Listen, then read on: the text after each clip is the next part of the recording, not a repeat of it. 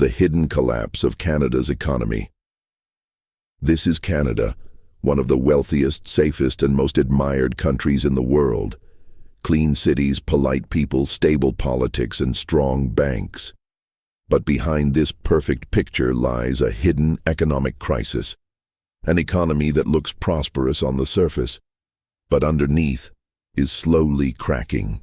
Canada, the dreamland of stability, is facing one of the most dangerous financial situations in the developed world. So, how did this happen? And why are economists warning that Canada's model of endless growth might finally be collapsing? After World War II, Canada built an economy based on stability, natural resources, and smart immigration. Oil from Alberta, minerals from British Columbia, manufacturing from Ontario. It was a well-balanced machine. Combine that with high-quality education, open markets, and a strong social system, and Canada became a model nation for modern capitalism. But under that success, a dangerous habit formed: debt and real estate dependency. Canada's growth became less about innovation or productivity, and more about rising home prices and household borrowing. And now, both pillars are beginning to crumble. Let's start with housing, the heart of Canada's hidden collapse.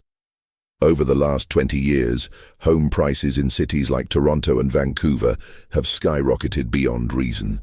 An average house now costs over $1 million Canadian dollars, completely disconnected from the average income. Why did this happen? Because for decades interest rates were low, banks were generous, and owning property became the national obsession. People stopped seeing homes as places to live and started seeing them as investments that could only go up. But when the Bank of Canada raised interest rates to fight inflation, everything changed.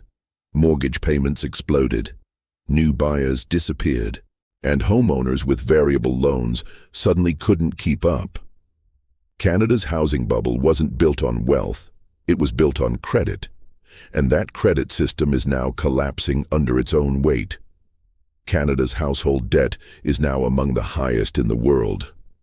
For every dollar Canadians earn, they owe $1.80. That's higher than the US, the UK, or even Japan. It worked when rates were near zero. But now, with mortgages renewing at 5% or more, the entire system is under strain. People are spending more just to service debt, which means less spending on everything else, from travel to groceries. And when consumer spending drops, businesses slow down, jobs decline, and tax revenue falls. It's a slow-motion chain reaction that quietly eats away at the economy. People are spending more just to service debt, which means less spending on everything else, from travel to groceries. And when consumer spending drops, businesses slow down, jobs decline, and tax revenue falls. It's a slow-motion chain reaction that quietly eats away at the economy. Inflation has hit Canada hard, from food and rent to electricity and transport. Wages haven't kept up. The average Canadian household now spends over $1,000 more per month just to maintain the same lifestyle they had 2 years ago. According to surveys, 60% of Canadians are living paycheck to paycheck. That's not what you expect from one of the richest countries in the world. What's worse, many young Canadians have completely given up on the dream of owning a home. They're either moving back with parents or leaving big cities altogether. When an entire generation loses faith in the system, that's not just an economic crisis, that's a social one. The Canadian dollar, affectionately known as the loonie, has been losing value steadily against the US dollar. That weak currency means imports cost more, which makes everything from food to electronics even pricier. And since Canada imports a large portion of its everyday goods, a weak loonie effectively fuels inflation.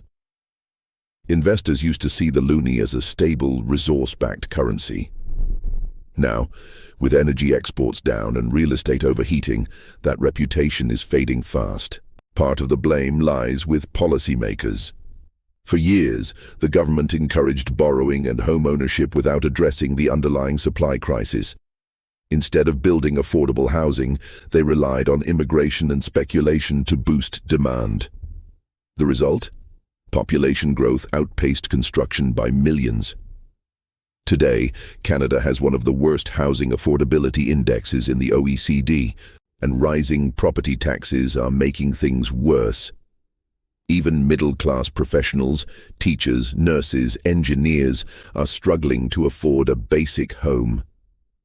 That's not a sign of prosperity, that's a sign of a system that has stopped working for its people. With over 1 million newcomers arriving in 2023 alone, demand for housing and jobs has exploded, while infrastructure, healthcare, and wages haven't kept up. Many new immigrants face record-high rent prices and limited job opportunities. And that creates a cycle of frustration both for locals and newcomers. A strong immigration policy only works when the economic foundation supporting it is strong. Can Canada fix this? Yes, but it needs a hard reset.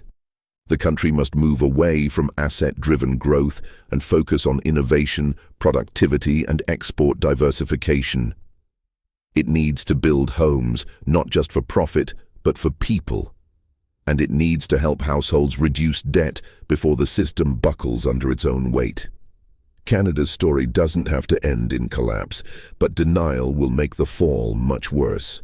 For decades, Canada has been the world's polite success story. A country that seemed to do everything right. But the truth is, even the most stable systems can rot from the inside if no one is willing to acknowledge the cracks. Because when wealth is built on debt and prosperity depends on rising property prices, the foundation eventually gives way. Canada is learning that lesson the hard way. Thanks for watching. If you found this analysis helpful, make sure to subscribe for more videos that explain how economies rise and fall. Until next time, stay informed and stay curious.